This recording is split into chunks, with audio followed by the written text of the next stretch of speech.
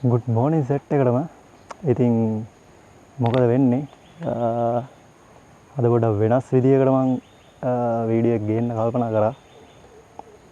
ඔයාලා ජීවිතේ මොන හරි දේවල් ප්ලෑන් කරලා ඇති නේද? ජීවිතේ ඔයාලා එක එක දේවල් ප්ලෑන් කරලා තියෙන්න පුළුවන්. ඒ දේවල් අද වෙනකොට වැරදිලා ඔයාලා වැටිලා ඉන්න පුළුවන්. එහෙම සාමාන්‍යයෙන් වරදින එක, පරදින එක නෝමල් දෙයක් මචං. හැබැයි අපි එතන කරනවා ලොකු වැරද්ද. අපි දෙයක් මොකක් හරි කරාම ඒක වැරදුන ගමන් අපි ඒක අතහැරලා දානවා. ඒක තමයි අපි කරන ලොකුම වැරද්ද මචං.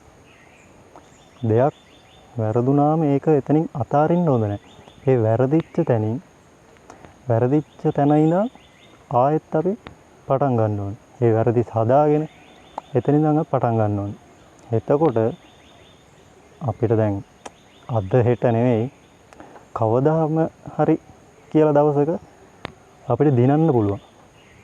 අද හෙට අපිට බැරි වෙයි. ඒ වුණාට කවදාම හරි දවසක අපිට අනිවාර්යෙන් දිනන්න පුළුවන් දවසක් එනවා. ඒ හින්දා වැරදුනොත් අතාරින්න එපා. වැරදිත් හදාගෙන එතනින් ඉඳන් ගේම පටන් ගන්න. දිගටම තමන්ගේ ගේම හරියට ගහගෙන ඵලයන්. අනිවාර්යෙන් ඔබට දිනන දවසක් එනවා. ජය වේවා.